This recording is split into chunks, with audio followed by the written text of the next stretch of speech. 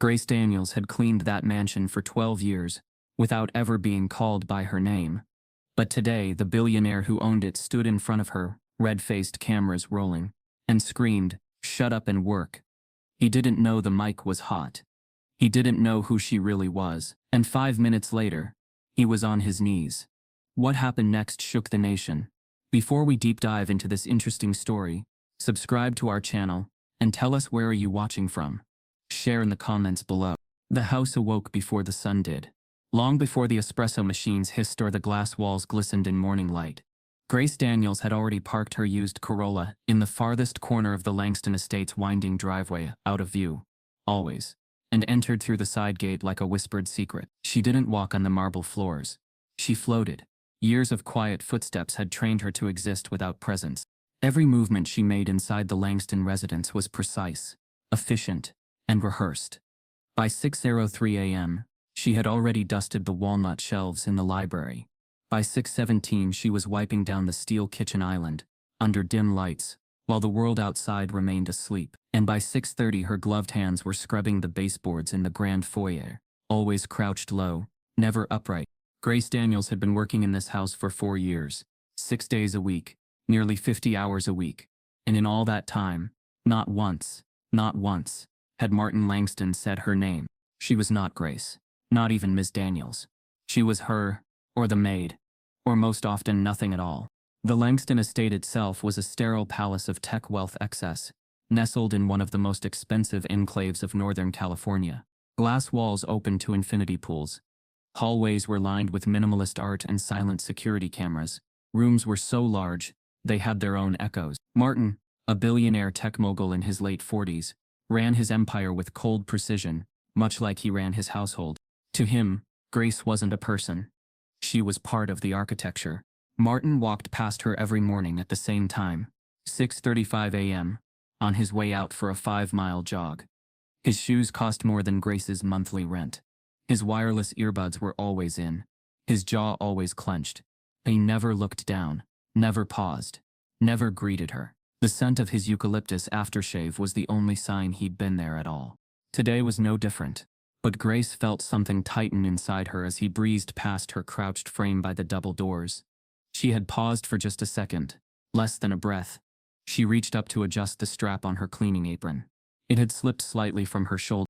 That moment, barely a blink, was enough to make Ellis, the household manager, appear. He didn't shout. He never had to. His authority was quieter, more insidious. "Grace," he said with clipped politeness, eyes on the work, not on the family. "Yes, sir," she murmured. Family. That word always tasted strange in this house. Grace returned to her task. The brass door handles gleamed, her reflection warped across their curvature. The silence around her felt heavier today, like a weighted blanket of tension. By 7:11 a.m., she was deep in the kitchen, scrubbing around the stove burners. The private chef wouldn't arrive for another hour, but everything had to be pristine. Sienna, Martin's girlfriend, or perhaps something more strategic, was a stickler for presentation. She was younger than Martin by at least 2 decades, beautiful, sharp-tongued, and surgically curated. Every year of her life, including the mansion she part-time inhabited, was built for Instagram-worthy aesthetic. Grace had once been asked to clean smudge marks off a stack of lemons in a bowl on the counter. "They don't look fresh on camera," Sienna had said. Today, the kitchen was filled with that same sense of silent performance. Grace wiped down a glass vase filled with white orchids, her gloves catching slightly on a petal. "Hey," a voice called. "Sienna." She entered in a silk robe and fluffy slippers, holding her phone in one hand, a green juice in the other. She didn't look up. "There's a weird smell in the mudroom.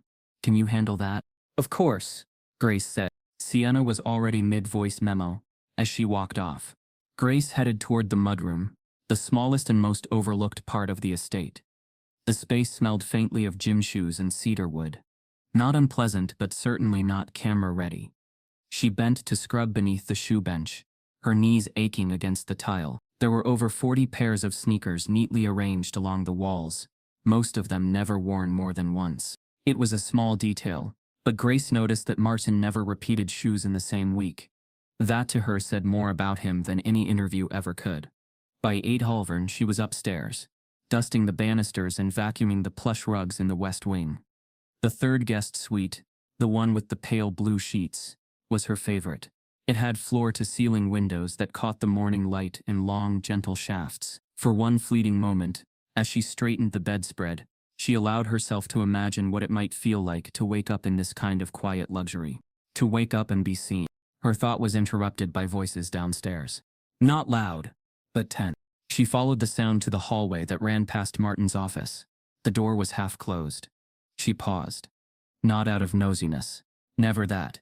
But because the sharpness in their tone made her instinctively freeze. I said no press, Martin's voice snapped. A pause. Then Sienna's voice, cooler, more clipped. They already confirmed. We're live at 10. You can't back out now. Cancel it. It's a partnership announcement. You think pulling out now won't cost you? More silence. Grace turned to leave. Pulse quickened. She knew how power moved in this house. The moment you overheard something you weren't supposed to, you became disposable. She returned to the hall. At 8:57 she was vacuuming just outside the master bedroom when it happened. Grace. Her name cracked through the silence like a slap. She froze. She had never heard Martin Langston say her name. She turned slowly. He stood at the top of the stairs, already dressed in a crisp white shirt, sleeves rolled halfway. His cufflinks glinted. His expression was unreadable. Yes, sir, she replied quietly. There's a stain in the guest bath. Handle it. She nodded, already turning. But he didn't walk away. He stood there studying her. And then, in a voice she hadn't heard from him before, low, deliberate, he said, "In Grace." She looked up. Their eyes met for the first time in 4 years. Try not to be seen during the live stream. She blinked. He turned. That was it. No thank you. No greeting. No eye contact after. Just a casual reminder that her body, her presence, her brown skin, was a blemish on his public image. Grace stood in the hallway, her hand still on the vacuum cord, her heart thudding against her ribs. Her gloves suddenly felt too tight, her mouth dry. He knew her name. He'd always known it. He just never believed it was worth saying, until she became a liability. As she entered the guest bathroom, her reflection in the mirror caught her off guard. She stared at herself, not as the help, not as the girl who swept corners no one saw, but as a woman now seeing the walls of a house that had always stood on her silence. She didn't know it yet, but that live stream? It would be the last time Martin Langston ever controlled the narrative, and the first time Grace Daniels would be seen by the world. There wasn't a single inch of the Langston estate Grace Daniels hadn't cleaned, memorized, or repaired with her own hands. She could tell you where the floor dipped by a hair's width in the east corridor, where sunlight faded the silk curtains fastest in the conservatory, or where the marble floor near the wet bar had a spiderweb crack no guest would ever see. But she would. She knew everything. And yet no one knew her. To the Langstons, she was never a woman, never a name, just a pair of hands and faded gloves. Just the help. Those gloves had once been pristine, part of her first uniform when she started. But time, bleach, and heat had weathered them. The leather had split in places. She'd patched them with tiny, careful stitches each night, just like she stitched herself back together. Every morning she slipped them on not for protection but to feel whole, to feel something. Because every day, this house swallowed her. The morning had already cracked open with Martin's cruel dismissal. Try not to be seen during the live stream. She hadn't responded. She hadn't needed to. The hallway silence said everything. She found herself in the upstairs linen closet, refolding towels that didn't need it, just to still her hands. Her thoughts throbbed like a pulse in her ears.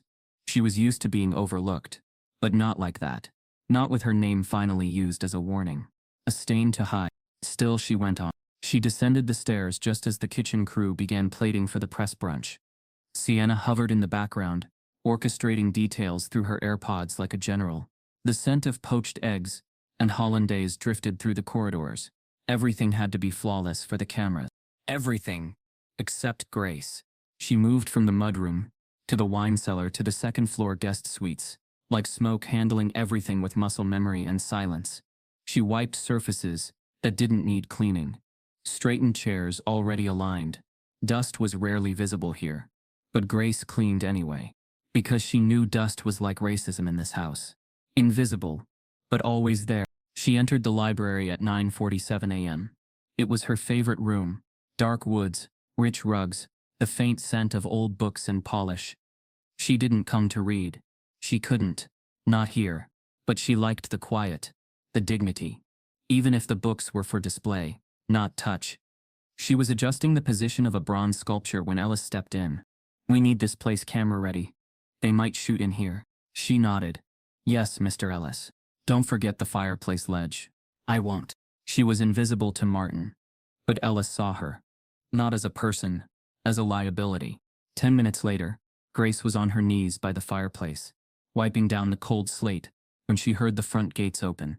The smooth hum of electric hinges echoed faintly through the entry hall. Another guest.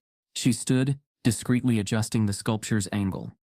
A tall white man in a navy blazer entered, laughing loudly as he shook Martin's hand. They looked like the same species, moneyed, powerful, indifferent. But it was the second man who made Grace pause. He was young, black, clean-cut, holding a tablet and a slim leather portfolio. He stepped out of the SUV with quiet confidence. His suit was crisp but understated. His posture carried none of Martin's arrogance. His eyes scanned the space with a sharpness that didn't miss a detail. Grace ducked behind the edge of the doorway, watching through a thin sliver between the frame and the curtain. Martin barely acknowledged him. No handshake, no smile, just a nod. The young man's face didn't change, but Grace saw something flicker behind his eyes. A silent calculation.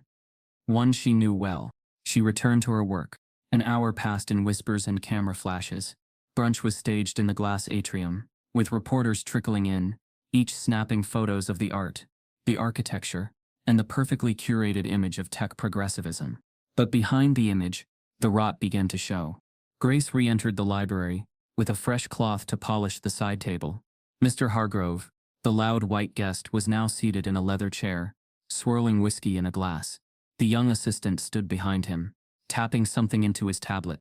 Martin joined them, laughing about venture capital like he wasn't hosting a press conference designed to showcase his company's so-called inclusive future.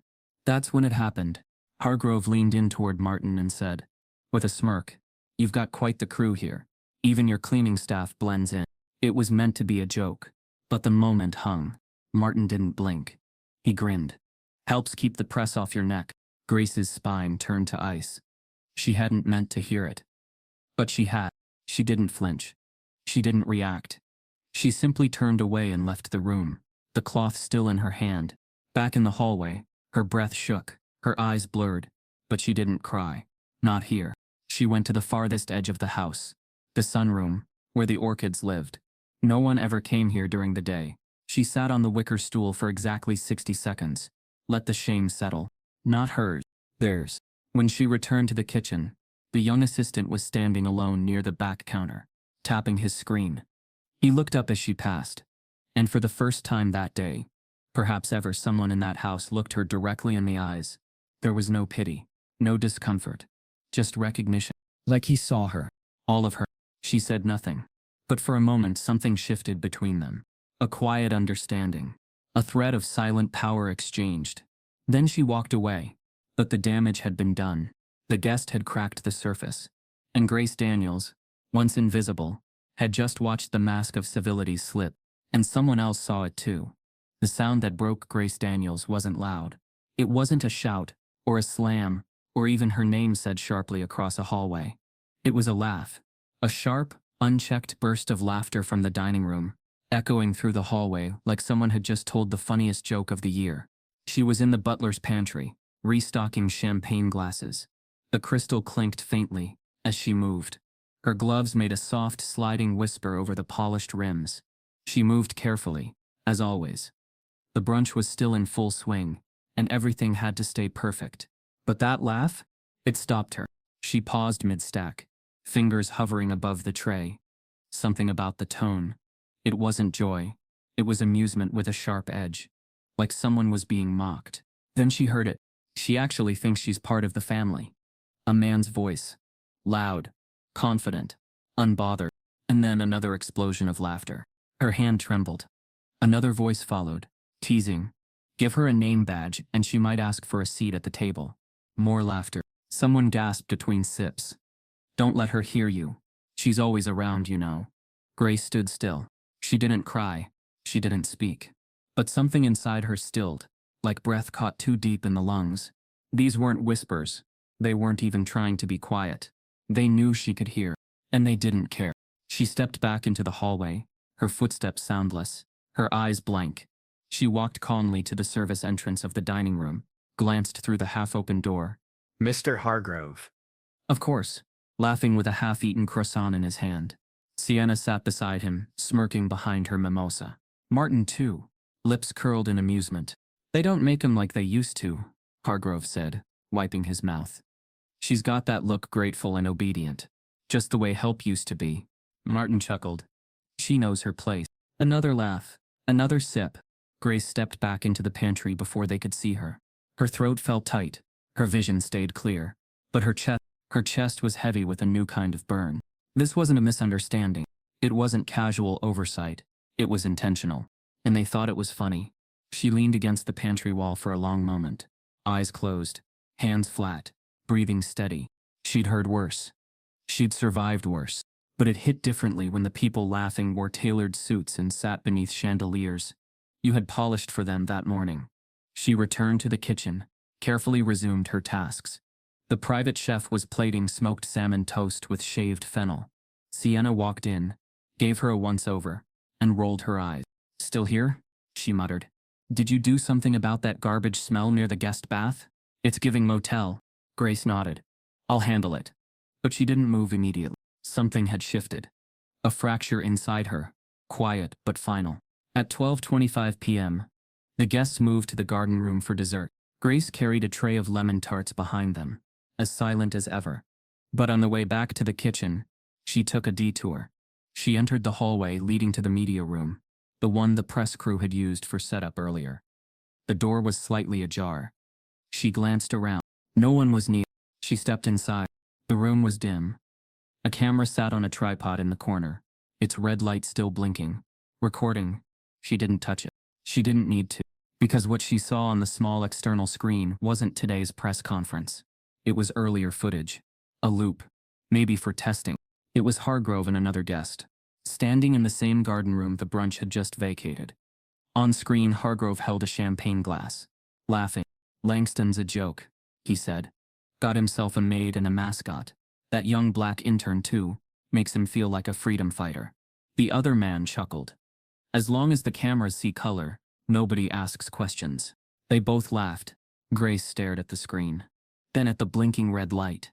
Still recording. Still documenting. Her hand twitched at her side. She should have left. Closed the door. Pretended she hadn't seen it. But she didn't. Instead, she leaned closer. Watched a few more seconds. Committed it to memory.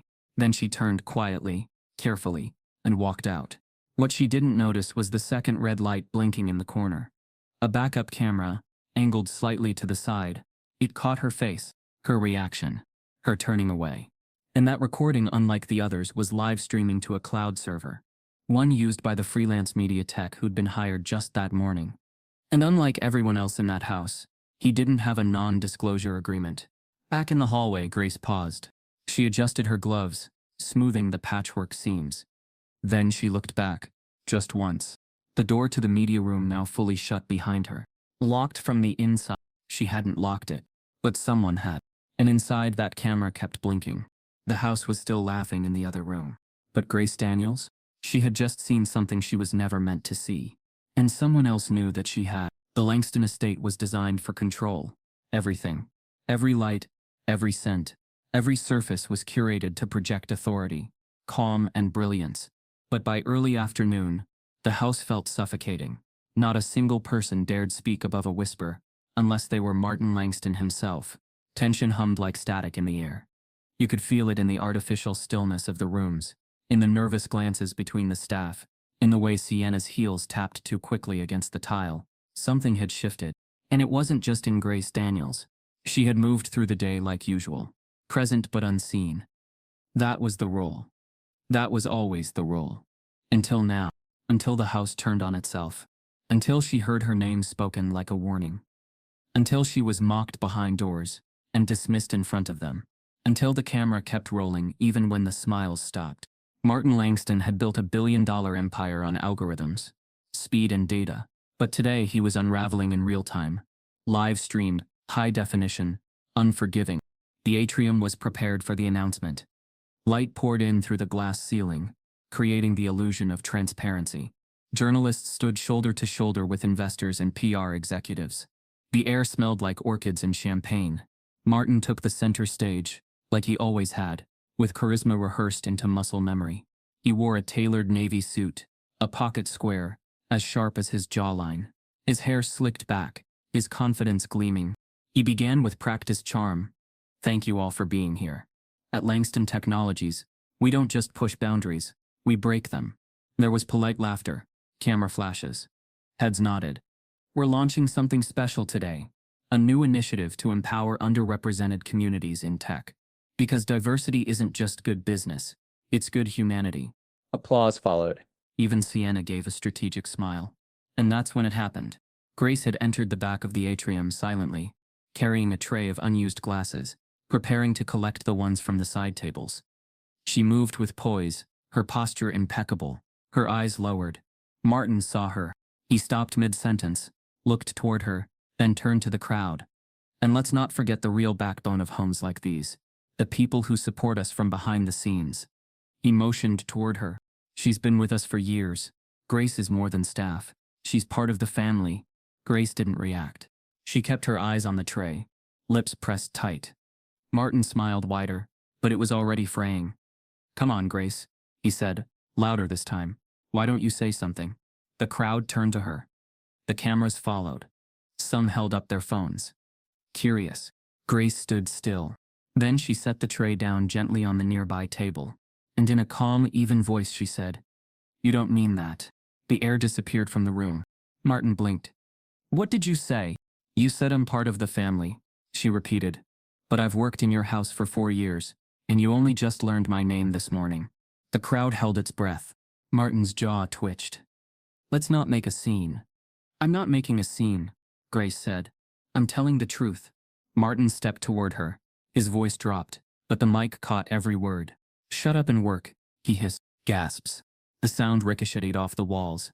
The sentence, so vile in its sharpness, hung like smoke in the air. Journalists looked at one another. Phones were lifted higher. Even Sienna froze in place. And Martin? He didn't realize yet. He didn't realize the microphone was still on. That the live stream hadn't paused. That the world beyond this glass mansion had heard it too. Someone near the camera setup stammered. "The feed's still live." Martin's face fell. "What? You're broadcasting," said a trembling intern. It was already too late. The clip had been recorded, uploaded, and shared. Within minutes, the video exploded online. A black maid called family, then silenced with a phrase ripped straight from a slave plantation. "Shut up and work." Hashtags erupted. Langston exposed. Grace speaks. Shut up and work. Screenshots of Martin's face. Sound bites. Threads. Memes. Think pieces. Twitter threads dissected the moment. TikTok creators reenacted it with layered narration. One video showed Grace's composed face in slow motion with text overlays. Dignity in silence. Power in presence. But just when the internet thought it had seen it all, another video dropped. A new angle. From inside the media room. The one Grace had accidentally walked into. The video showed Mr. Hargrove and another guest, mid-conversation. Maid and a mascot, Hargrove had said, sipping champagne. Langston's diversity starter pack. Both men laughed. Martin's voice, faint in the background, chuckled along. It wasn't just offensive. It was systemic. A house built on appearance. An empire masking exploitation with initiatives. The second video hit harder. It wasn't about one moment. It was a pattern. A culture. In the estate, panic set in like smoke. Sienna yelled at Ellis. Ellis tried calling the PR firm. Staff vanished from sight. Martin stood alone in the middle of the atrium, his phone buzzing violently in his hand. Voicemail after voicemail. Notifications. Headlines. A voice memo from his board chair. Damage control won't work this time. Then came a trembling voice from his assistant. "Sir, there's a third video." Martin turned slowly. "What?" She handed him an iPad. And there she was, Grace, captured from the corner camera, standing alone in the media room, hearing every word of Hargrove's mockery. Her face still, her eyes full, her silence louder than anything spoken. The footage had been automatically saved to cloud storage. And now it had been emailed, not just to the press, but to a civil rights attorney, and to a federal oversight agency. Because this wasn't just a bad moment. It was a lawsuit waiting to explode. Martin's hands trembled. The walls around him, walls he had built from glass and silence, were cracking. And in that final moment, just before he could say another word, his phone lit up again. A new notification. Langston Technologies under federal investigation for discriminatory labor practices. He dropped the phone. Grace, now gone from the room, had never raised her voice. But somehow, without speaking another word, she just shattered his entire world. The video hit TikTok like a bullet through glass. It wasn't edited. It wasn't staged. It was raw, shaky, and devastatingly clear. A camera phone aimed at the live stream monitor captured the exact moment Martin Langston turned, pointed, and spat those 4 words at Grace Daniels. Shut up and work. In less than an hour, the clip had amassed 1.2 million views. By the end of the day, it crossed 10 million. There was no music overlay, no filters, no commentary. The silence after the words made it echo louder than any scream. On Twitter, the caption read, "Black Maid berated by billionaire boss on live stream." That phrasing? It was lightning. Outrage came fast, and not just from the usual corners. This was different. It was personal. It was America laid bare again. Screens lit up across offices, train stations, college campuses, and barbershops. Activists, celebrities, and everyday people reacted. Some stitched the video with their own stories of workplace humiliation. Others made duets, staring into the camera with tears in their eyes. Grace's face in the video, stoic, controlled, dignified, was burned into the algorithm like a brand. She hadn't screamed. She hadn't stormed out. She hadn't even replied. But her silence screamed louder than Martin's command. By evening, every major news outlet had picked it up. CNN aired a segment titled, "Power, Race and Silence: The Grace Daniels Incident." BuzzFeed ran. Inside the mansion, what we know about Martin Langston's racist outburst. Twitter's trending topics were a graveyard of Martin's legacy. Shut up and work. Grace deserves better.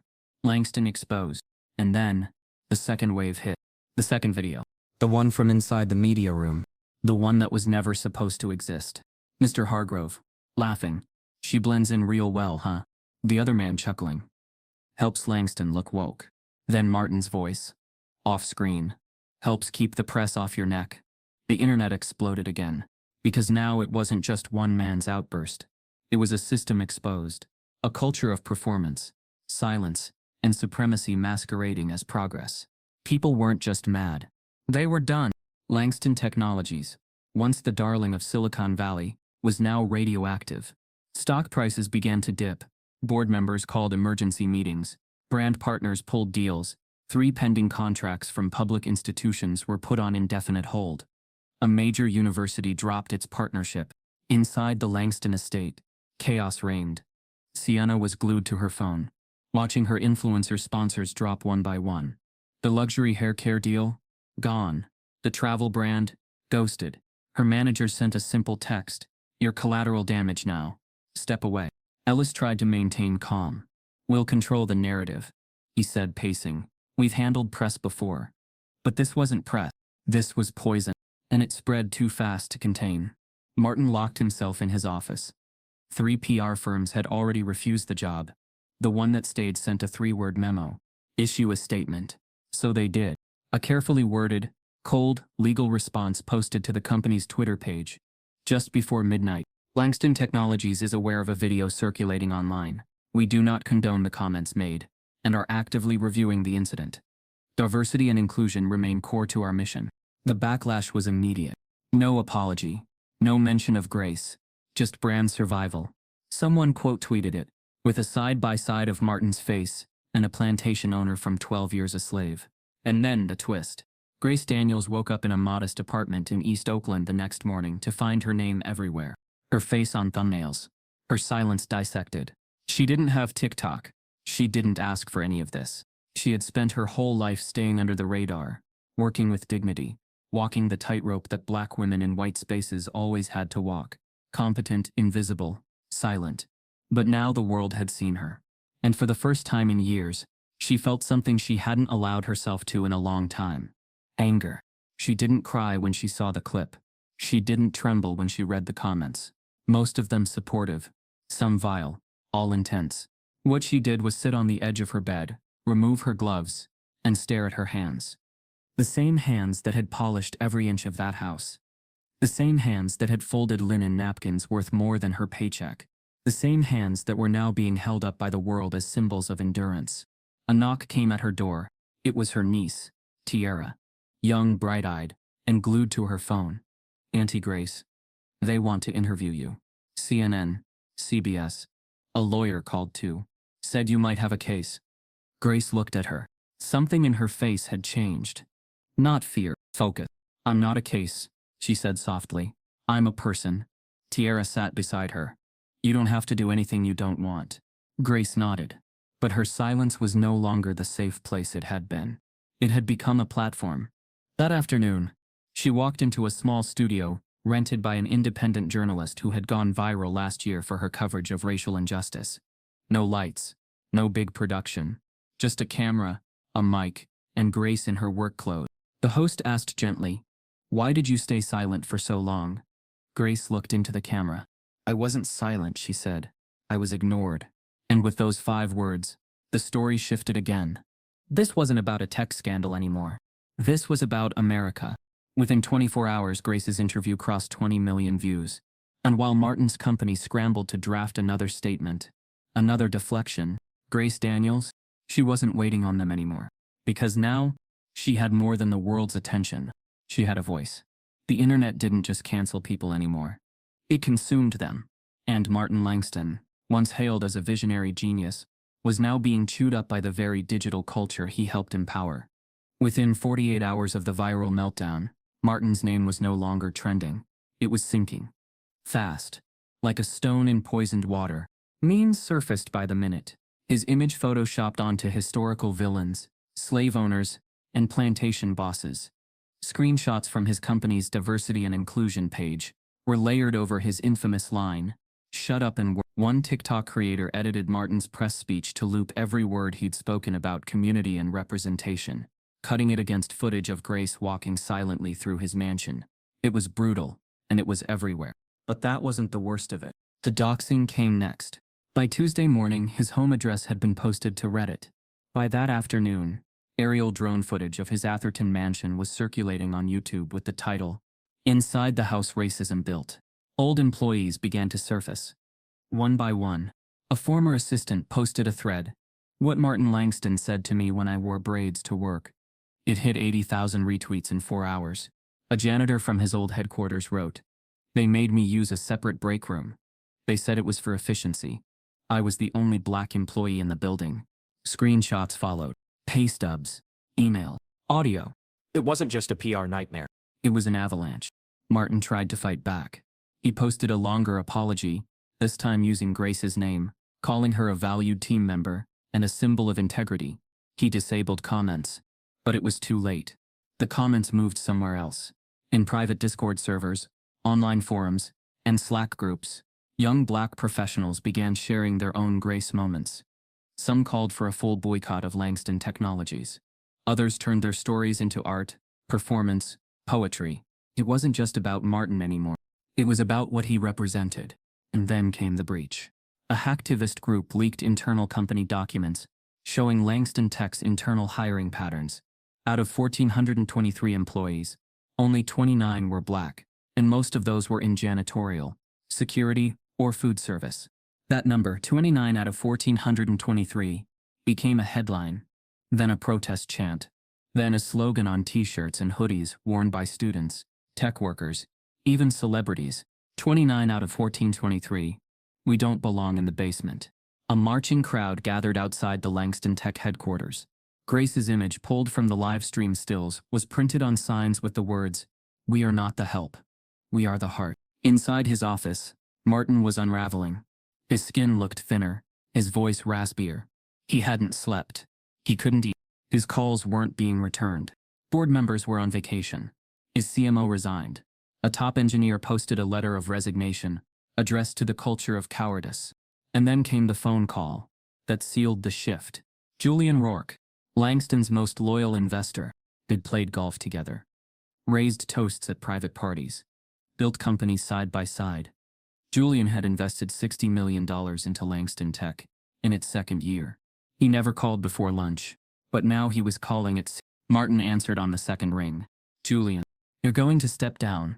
Martin paused, confused. What? You're going to resign as CEO. Today. No way. There's no PR team in the world that can fix this, Julian said coldly. We've weathered storms before, but this isn't a storm, it's a reckoning. I've built this company, and now you're killing it. You have 1 hour to decide. If not, I'm pulling my capital. And if I pull, the rest will follow. Silence. Julian added. We can't be seen next to you. Not anymore. You're not just a bad look, you're a bad bet. Martin gripped the phone tighter. His knuckles whitened. You said you had my back. I had your business, Julian replied. Not your bigotry. Click. The line went dead. Martin stood alone in his office, surrounded by glass walls that once symbolized innovation. Now they felt like a cage. He looked out toward the street below. The protest had doubled. Chants echoed upward. The signs, the fists, the voices, all screamed something he hadn't heard in years. Accountability. And then, in the quiet hum of his phone vibrating again, a new name appeared on the screen. It wasn't Sienna. It wasn't Ellis. It wasn't the board. It was a name from a part of his past he had tried hard to forget, and it would change everything. The lights were warm, but the air was cold.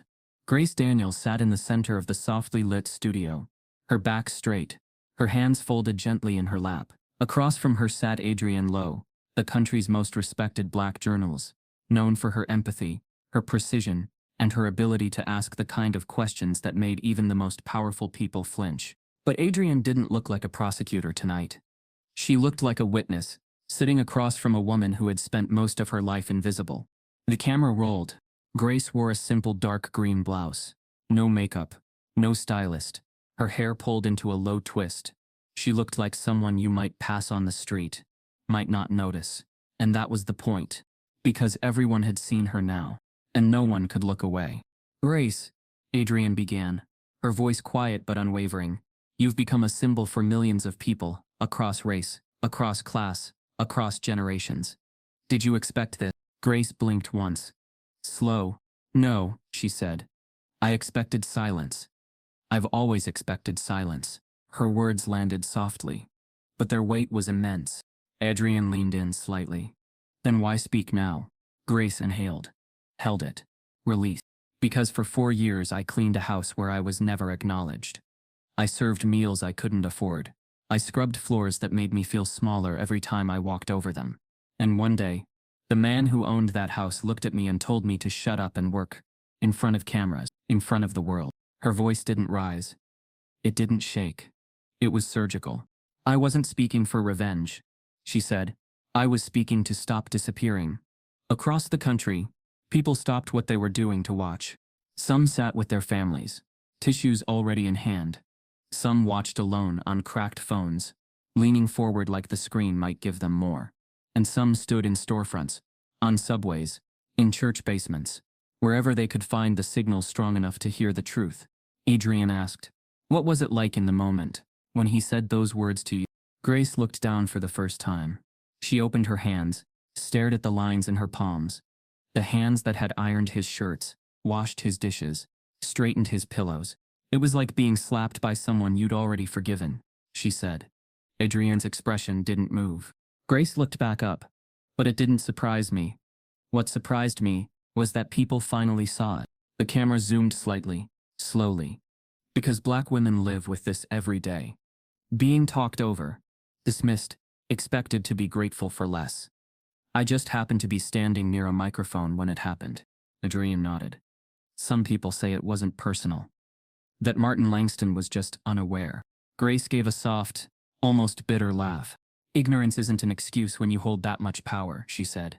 It's a choice. It's a luxury. She leaned forward. You don't accidentally forget someone's name for 4 years. You don't accidentally say, shut up and work. You say that because somewhere deep down, you believe it. The room fell silent again. The crew behind the cameras stood motionless. One lighting tech, a white woman in her 20s, blinked back tears. Another cameraman mouthed, damn, to himself. Adrienne spoke again, this time more delicately. There's a line you said in a viral clip, that silence is a skill. Can you explain what that means to you? Grace nodded slowly. Silence was survival. She said, "In every job I've ever had, you keep your head down. You smile when they're rude. You work harder than everyone else. You don't speak unless spoken to. That's how you keep the job. That's how you stay safe." She took another breath. "But silence costs you." "Piece by piece?" Adrian asked. "And what did it cost you?" Grace looked directly into the camera now. "My dignity. My name. My right to be angry." That line shattered the internet. On Twitter it became a rallying cry. On TikTok thousands of users stitched videos simply saying, "I want my name back." Instagram posts quoted her in handwritten signs. Protesters across major cities held up posters reading, "My silence was survival, not consent." Adrian sat quietly for a moment, then asked, "Have you heard from Martin Langston since this all began?" "No." "If he reached out, what would you say to him?" Grace didn't hesitate. "I'd say thank you." Adrian blinked. "Thank you?" Grace nodded, eyes clear. "Because in trying to humiliate me, he revealed himself. And in doing that, he made the world stop pretending. People can't look away anymore. And maybe, just maybe, that will be enough to start something better." The audience watching around the world froze. It wasn't just what she said. It was the way she said it. Calm. Controlled. Complete. Adrian glanced at her notes, then carefully closed the folder. "One last question," she said. "If you could go back in time to the day before all this happened, would you still have taken that job?" Grace smiled faintly.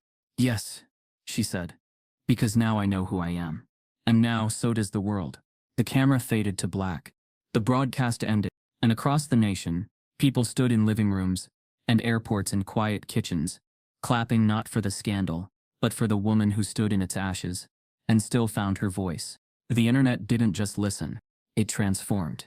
Grace Daniels had become a symbol.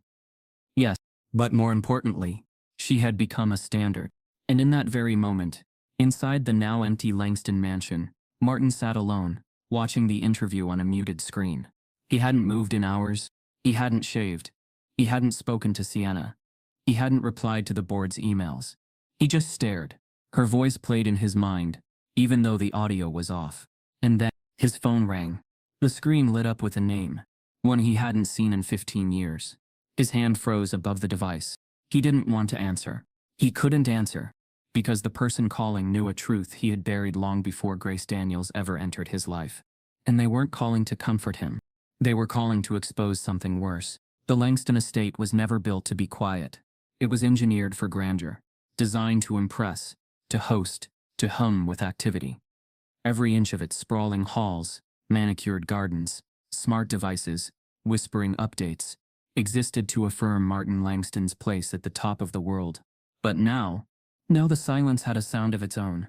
Not peace, not stillness, decay. What had once been a home of motion and polish had turned hollow, eerily still, echoing with the kind of quiet that made walls feel like they were listening. The mansion no longer sparkled. It ached. And it wasn't because of dirt or dust. It was the absence of people. The staff were gone. All of them. No explanation. No confrontation. Just absence. The driver stopped showing up first. Then the gardener. Then the chef, who left behind a single text message. "I have a daughter watching." Ellis had vanished too, leaving Martin to discover the resignation email, long after the inbox had drowned in alerts and hate mail. The house had become a museum of abandonment. Martin, unshaven and wearing the same rumpled white shirt for 3 days, tried to maintain the illusion. He attempted breakfast, burned eggs, broken yolks. He tried laundry, overloaded the washer. Soap overflowed. He tried mopping the kitchen floor, slipped on a wet patch, and hit the tile so hard he bruised his hip. He limped for the rest of the day, cursing the silence. But the house didn't respond. No music played from the speakers. No air fresheners sprayed from hidden vents. Even the fridge hummed louder now, as if mocking him.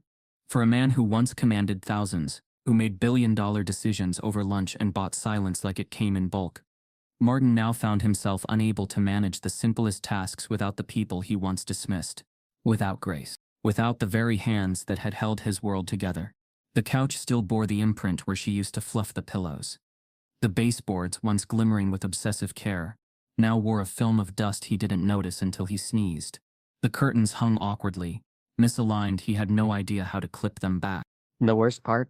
He missed the smell of lemons, Grace's signature scent.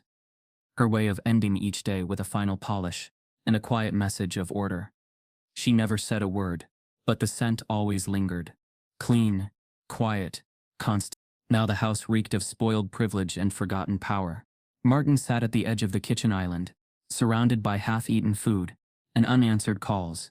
His phone buzzed incessantly with messages from investors, lawyers, and reporters, each one chipping at what remained of his public image.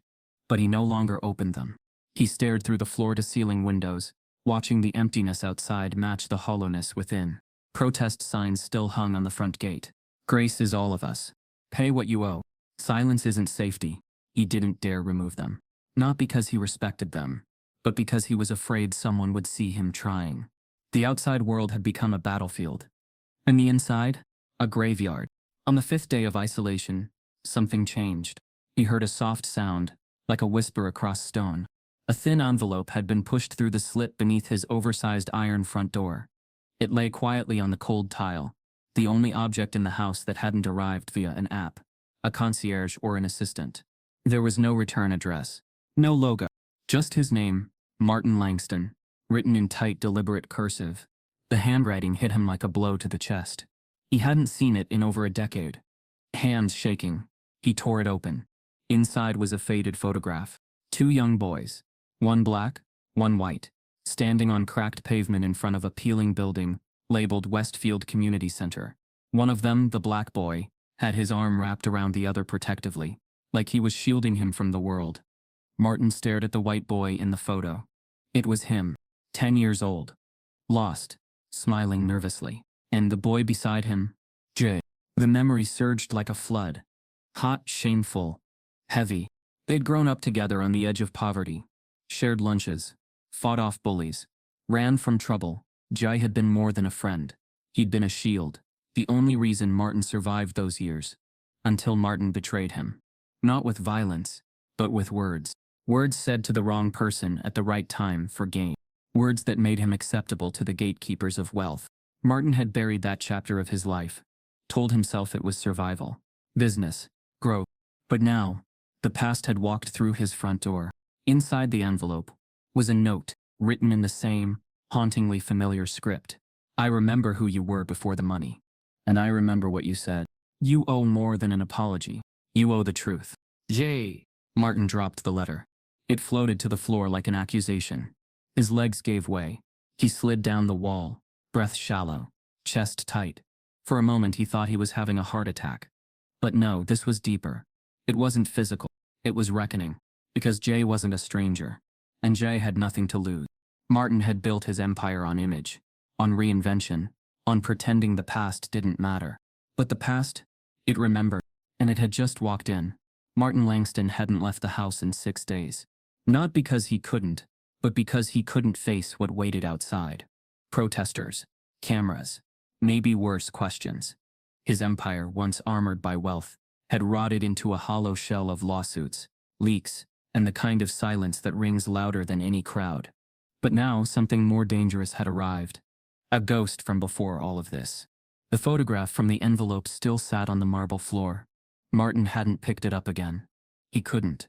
The eyes in that picture, his own, as a child, stared back with innocence he no longer recognized. And G's arm, around his shoulder? That image stung more than the hate headlines ever could. He hadn't heard from Jay in 15 years. Not since the day he'd betrayed him to climb a ladder. G wasn't invited to climb with him. But it wasn't Jay's handwriting that haunted him most. It was what Jay said in the note. You owe more than an apology. You owe the truth. Truth. The word echoed now, bouncing through the stillness of the house like a dare. Martin stood in the hallway, clutching the doorframe for support, feeling like a man underwater. His phone buzzed in his pocket for the 100th time.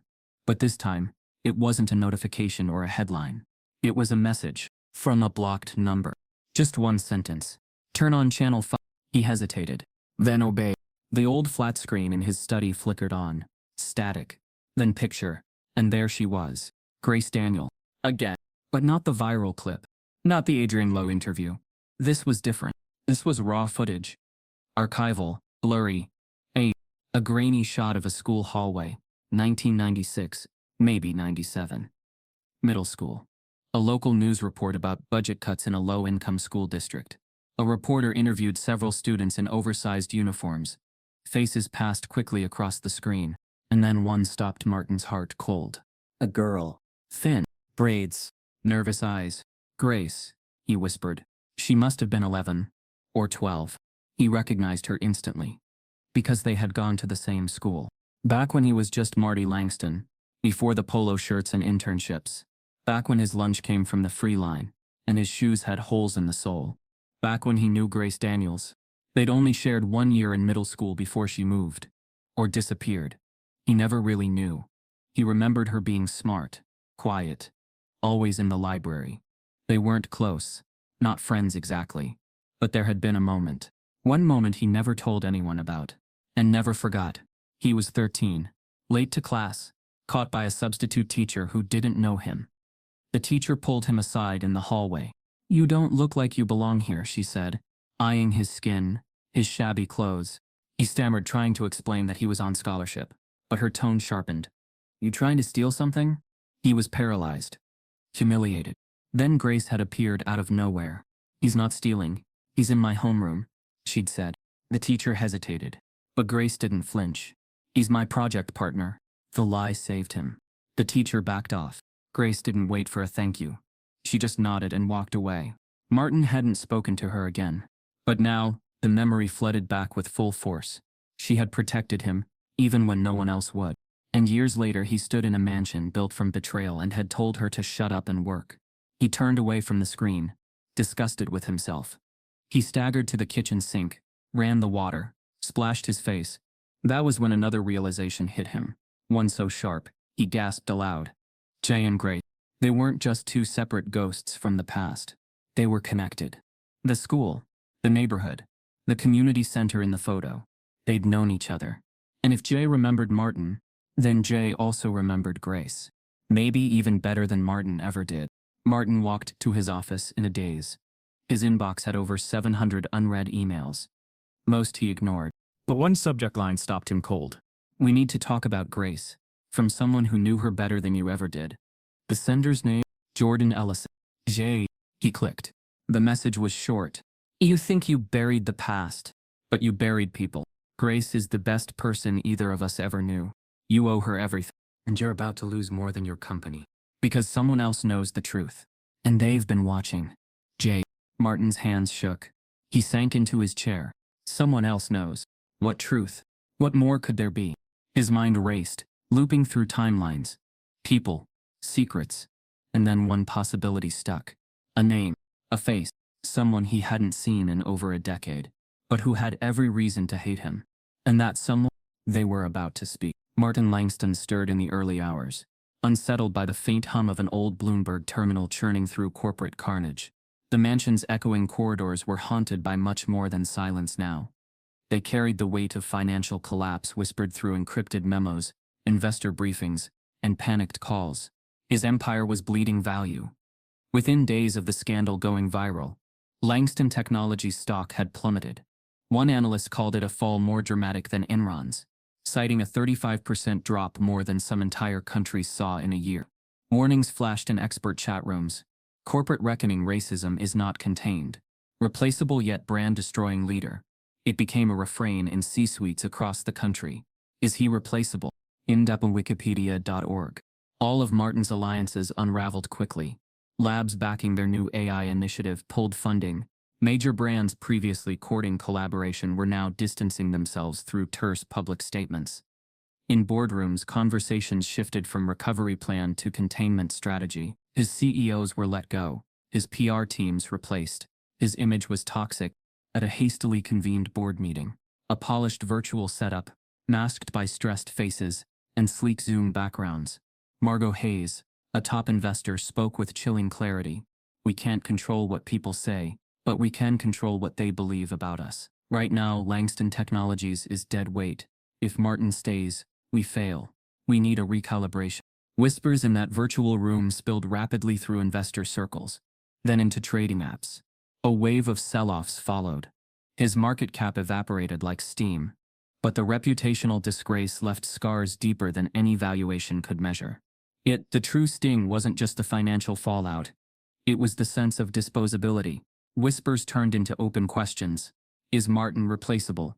Those words hurt because this was never supposed to happen to him in public, let alone in such a hollowed-out spectacle. In the midst of the crisis, the board announced they were eyeing a leadership reshuffle. A new CEO candidate had emerged. A woman mid-40s, polished, undeniably qualified. Her last name? Langston. Not by marriage, by blood. He stared at the email subject line again. CEO candidacy, Avery Langston. A very Langston. The daughter he never acknowledged.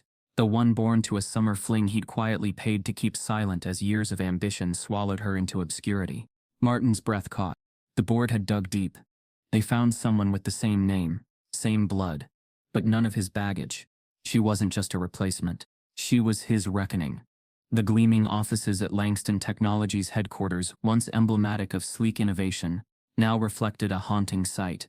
Thousands had gathered beneath the glass facade of Langston Tower, raising signs and voices in raw, unfiltered protest. What began as a single viral video had swelled into a human roar, echoing across corporate America. The crowd's energy was electric. Chants of grace is all of us, and we're the heart, not the help, rippled through the plaza. The speakers' laptop screens held high by activists blared her words, uncut and sharp. Tradespeople, students, parents, domestic workers. Their faces mirrored fatigue, solidarity, and refusal to stay invisible any longer. Inside the building, boardrooms turned frantic. Power suits scrambled as more live feeds showed people scaling the steps, reporters snaking through the lawn, union organizers linking arms, local news vans rolling in. Langston's empire was not being quietly dismantled. It was being collectively toppled. Investors, distrustful, paced the hallways. Executives faced record calls from clients pulling contracts. Users tweeted for boycotts. Langston Tech's brand had become synonymous with hypocrisy, and the irony stung. A company that prided itself on inclusion was buckling under exposure of its exclusion. In the lobby, screens displayed more than stock tickers. They streamed the protests live. Grace's image blurred and spherical in smartphones. Colleagues in other cities joined in solidarity. Emails lit up with messages of support. Apologies, pledges to never stay silent again. The tension crescendoed when the guests filtered out of the building. Instead of corporate elites stepping inside, a different assembly poured in. Community leaders, activists, union reps. They stood before security scanners with signs in hand. They didn't ask permission. Each face was a mirror, reflecting years of quiet labor, careful invisibility, and the quiet dignity of those like Grace who'd never asked to be seen until they had to be. Amid the growing chaos, Grace watched from a modest makeshift platform in the plaza, flanked by local organizers.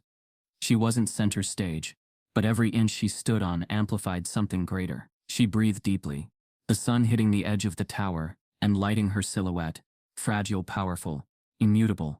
Then a mic was held to her mouth. Her voice, a measured but firm cadence, rose through the roar. "I am not your headline," she said. "I am the proof you can't ignore." The crowd erupted. But Grace paused for a split moment. Eyes closing, memory swinging through months of scrubbing, silence, unseen labor. Then she opened them. Clear. "This isn't just about me," she continued. "It's about all of us who've been told to disappear. Now we're speaking." Cameras clicked. Phones recorded.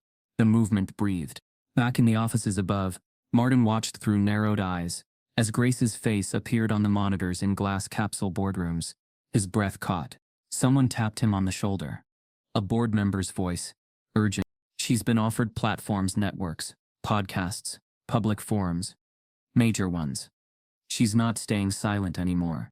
Down in the plaza, a producer approached Grace with an offer. A televised town hall special. Live, national, her story at the center. Grace looked upward toward the tower, then back to the faces around her. The microphone was cold in her hand. She nodded. But then, her assistant leaned in, voice careful but urgent. "Grace, there's a catch." She paused, the plaza breathing around her. And in that half second, the eyes of thousands locked on her. Not just waiting, but needing to know. "What's the catch?" Grace Daniels didn't take the decision lightly. The civil suit she was filing against Martin Langston and his eponymous empire wasn't about revenge. It was a call for justice.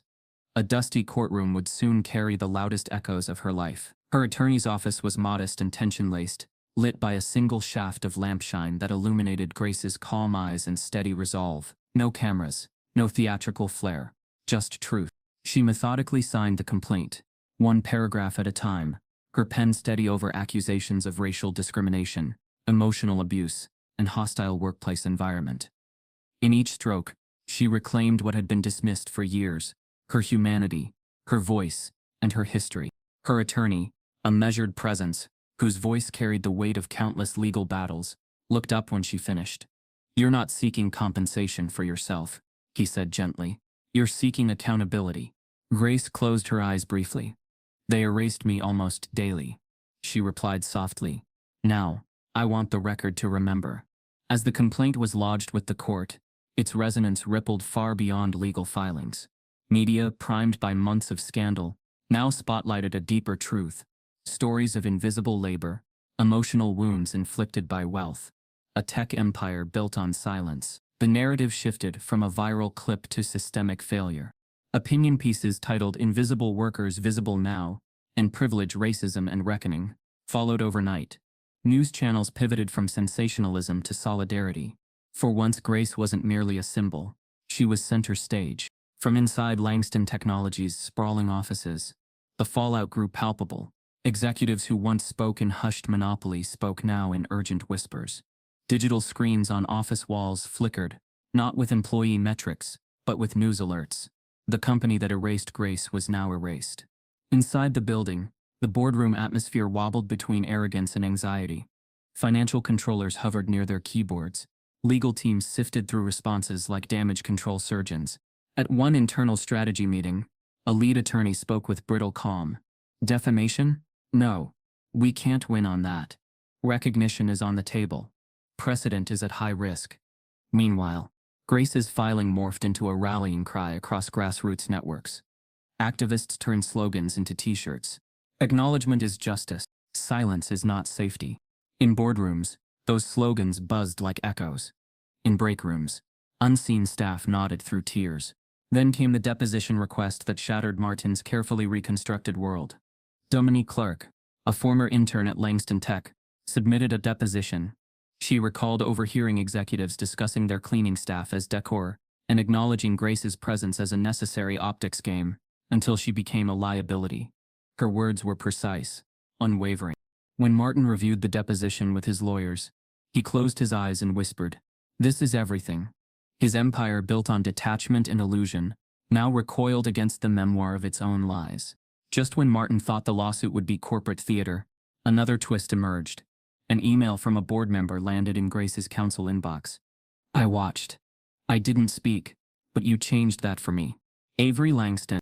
It was not just a nod of support, it was defiance. Avery, Martin's estranged daughter, had accepted the board's offer to replace him as CEO in the fallout. Now she offered to testify, willing to speak publicly of a culture Martin refused to see. Her presence wasn't just familial, it signaled a fracture in history itself. Martin, too, received the email. The fire in his chest turned cold. His own daughter, the heir he never acknowledged, had chosen truth over loyalty. On the first day of trial, the courtroom was silent, solemn, thick with expectation. Reporters lined the benches. Grace entered with quiet dignity.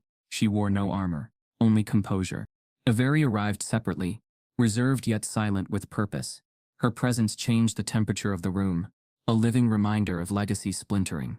When Grace took the stand, she held detachment and grief in equal measure. "I wasn't asking for sympathy," she said quietly, voice steady. "I stood for acknowledgement. I stood for being seen." In that moment, headlines were already drafting themselves. The lawsuit was no longer just legal. It was cultural. The public sided with Grace, not out of pity, but understanding that honesty was power. Internet forums exploded with Grace's courage, corporate arrogance. Podcasts replayed her words like sermons.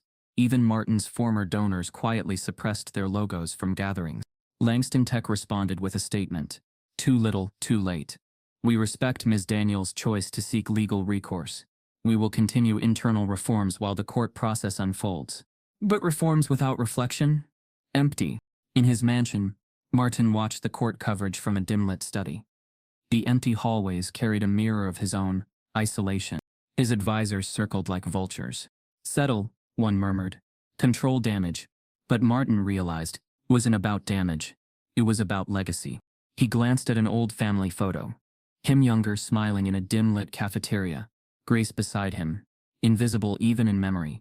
He understood that his empire didn't hinge on this moment. It was being dismantled by it.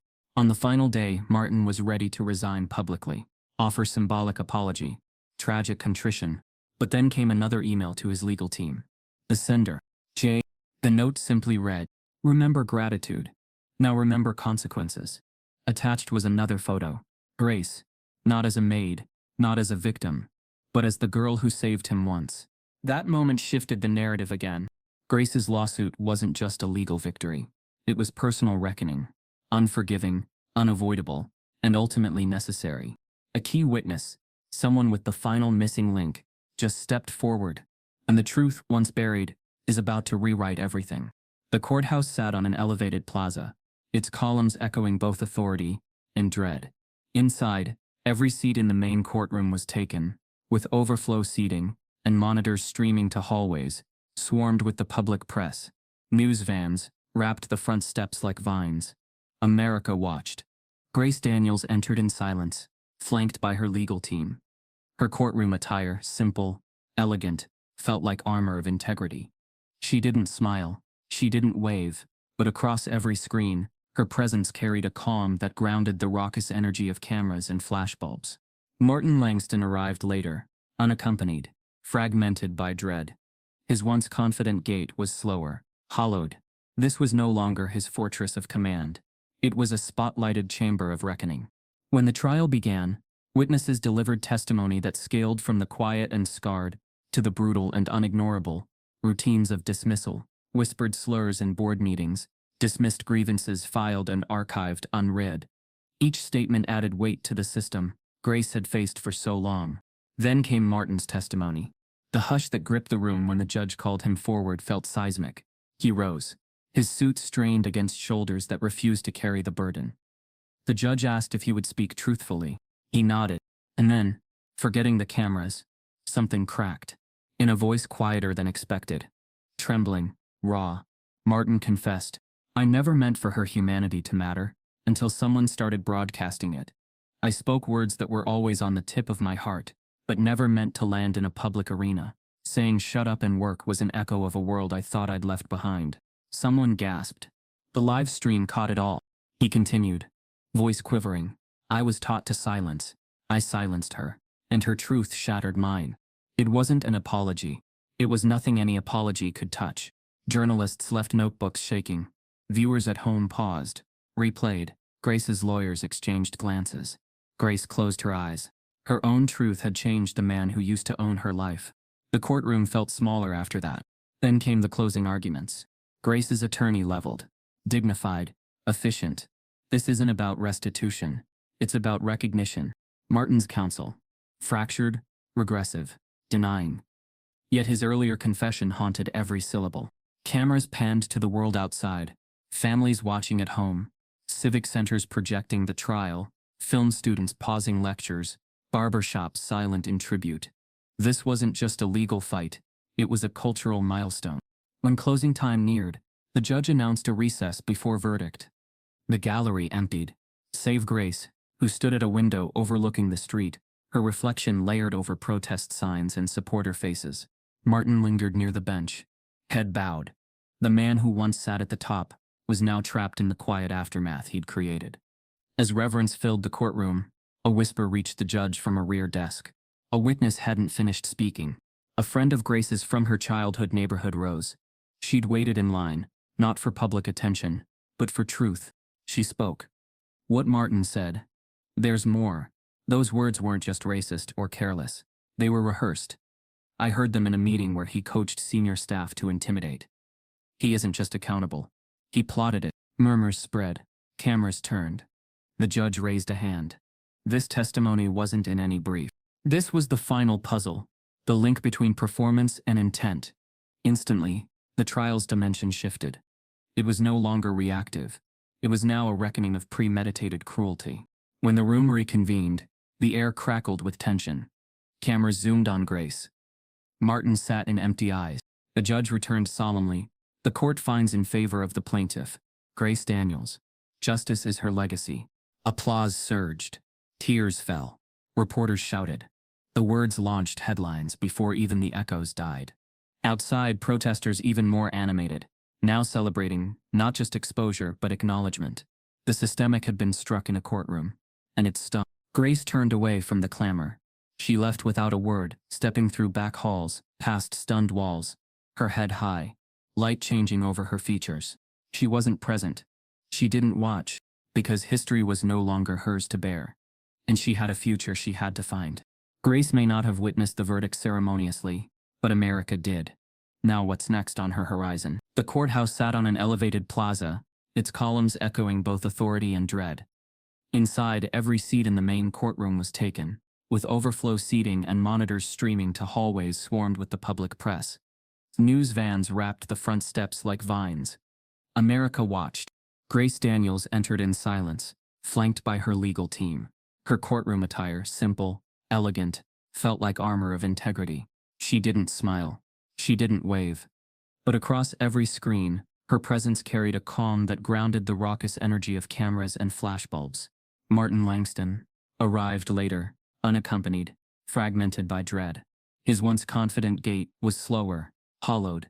This was no longer his fortress of command. It was a spotlighted chamber of reckoning. When the trial began, witnesses delivered testimony that scaled from the quiet and scarred to the brutal and unignorable. Routines of dismissal, whispered slurs in board meetings, dismissed grievances filed and archived unread. Each statement added weight to the system Grace had faced for so long. Then came Martin's testimony. He rose. His suit strained against shoulders that refused to carry the burden. The judge asked if he would speak truthfully. He nodded. And then, forgetting the cameras, something cracked. In a voice quieter than expected, trembling, raw, Martin confessed, "I never meant for her humanity to matter, until someone started broadcasting it. I spoke words that were always on the tip of my heart, but never meant to land in a public arena. Saying shut up and work was an echo of a world I thought I'd left behind." Someone gasped. The live stream caught it all. He continued, voice quivering. "I was taught to silence. I silenced her, and her truth shattered mine. It wasn't an apology. It was nothing any apology could touch." Journalists left notebooks shaking. Viewers at home paused, replayed. Grace's lawyers exchanged glances. Grace closed her eyes. Her own truth had changed the man who used to own her life. The courtroom felt smaller after that. Then came the closing arguments. Grace's attorney leveled, dignified, efficient. "This isn't about restitution. It's about recognition." Martin's counsel, fractured, regressive, denying. Yet his earlier confession haunted every syllable. Cameras panned to the world outside. Families watching at home, civic centers projecting the trial, film students pausing lectures, barbershops silent in tribute. This wasn't just a legal fight. It was a cultural milestone. When closing time neared, the judge announced a recess before verdict. The gallery emptied, save Grace, who stood at a window overlooking the street, her reflection layered over protest signs and supporter faces. Martin lingered near the bench, head bowed. The man who once sat at the top was now trapped in the quiet aftermath he'd created. As reverence filled the courtroom, a whisper reached the judge from a rear desk. A witness hadn't finished speaking. A friend of Grace's from her childhood neighborhood rose. She'd waited in line, not for public attention, but for truth. She spoke. What Martin said. "There's more." Those words weren't just racist or careless. They were rehearsed. I heard them in a meeting where he coached senior staff to intimidate. He isn't just accountable. He plotted it. Murmurs spread. Cameras turned. The judge raised a hand. This testimony wasn't in any brief. This was the final puzzle, the link between performance and intent. Instantly, the trial's dimension shifted. It was no longer reactive. It was now a reckoning of premeditated cruelty. When the room reconvened, the air crackled with tension. Cameras zoomed on Grace. Martin sat in empty eyes. The judge returned solemnly. "The court finds in favor of the plaintiff, Grace Daniels. Justice is her legacy." Applause surged. Tears fell. Reporters shouted. The words launched headlines before even the echoes died. Outside, protesters even more animated, now celebrating not just exposure but acknowledgement. The systemic had been struck in a courtroom, and it stung. Grace turned away from the clamor. She left without a word, stepping through back halls, past stunned walls, her head high, light changing over her features. She wasn't present. She didn't watch, because history was no longer hers to bear, and she had a future she had to find. Grace may not have witnessed the verdict ceremoniously, but America did. Now what's next on her horizon? 13. The final offer. Redemption or manipulation. Word count. Word. The courtroom verdict had settled, somehow, into both stillness and uproar. The public celebrated Grace's victory, yet no festive party tugged at her heart. She left the courthouse without fanfare, walking past cameras and protesters just far enough to disappear into the quiet of her own intention. Martin, however, remained ensconced in that courtroom glare, fractured, distant, barely the man who'd stormed through his mansion. Yet in the days that followed, something unexpected surfaced.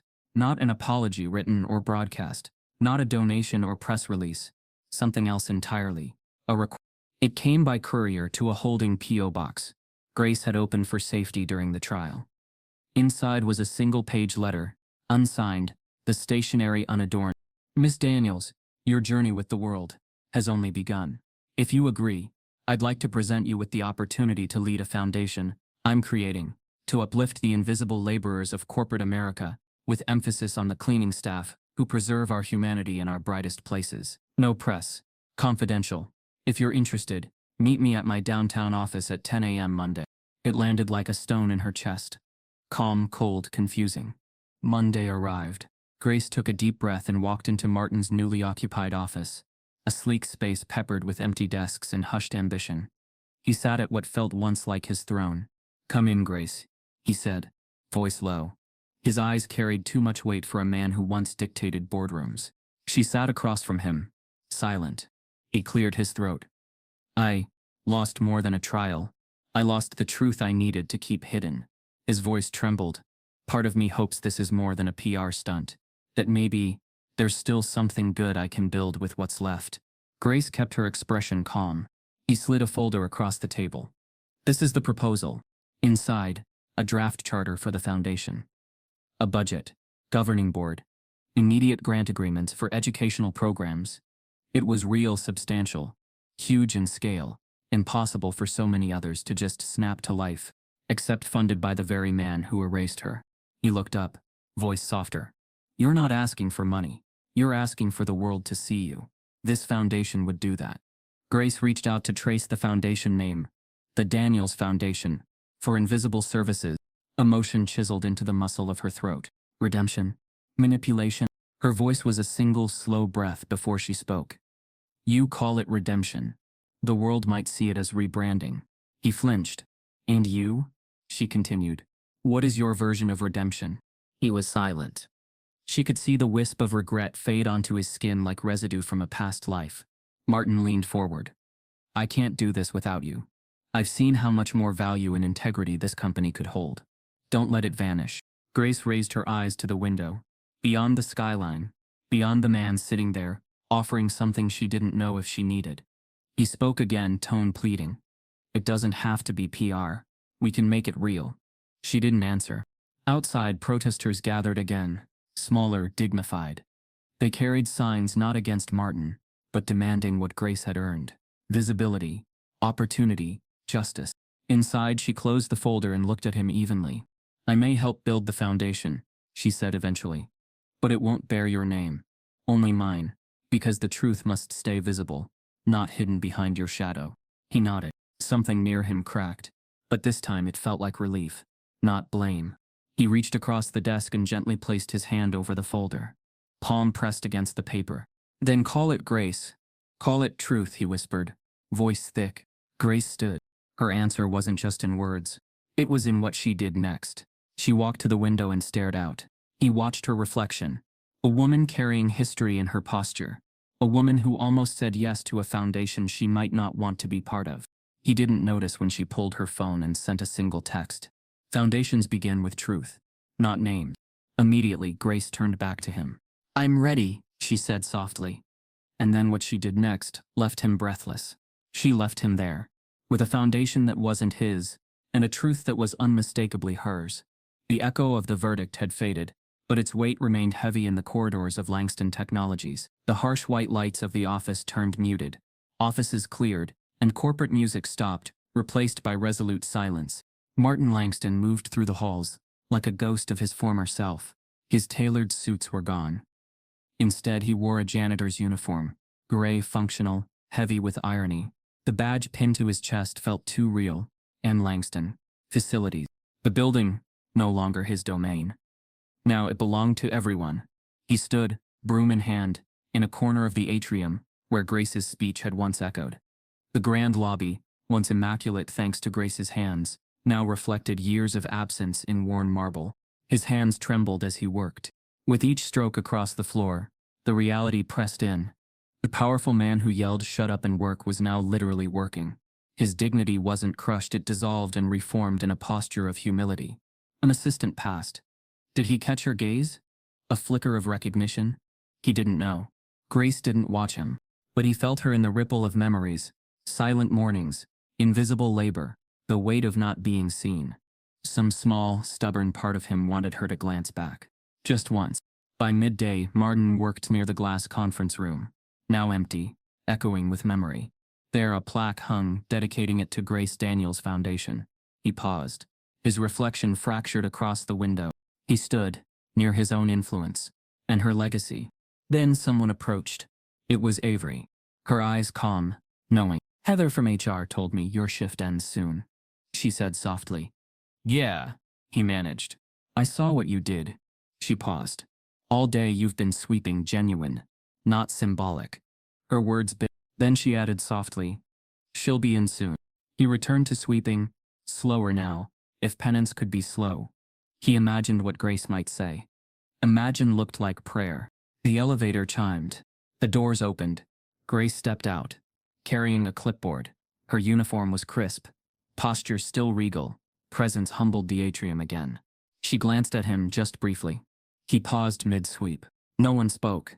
Then Grace passed by. She didn't look him in the eye. She didn't pause. But just before she disappeared into her own path, she stopped walking. What she does next will leave him breathless. Some stories aren't just meant to be watched, they're meant to be remembered. If you've ever been overlooked, silenced, or made to feel invisible, this story was for you. Type yes if you believe dignity shouldn't depend on a paycheck. Subscribe if this broke your heart and opened your eyes.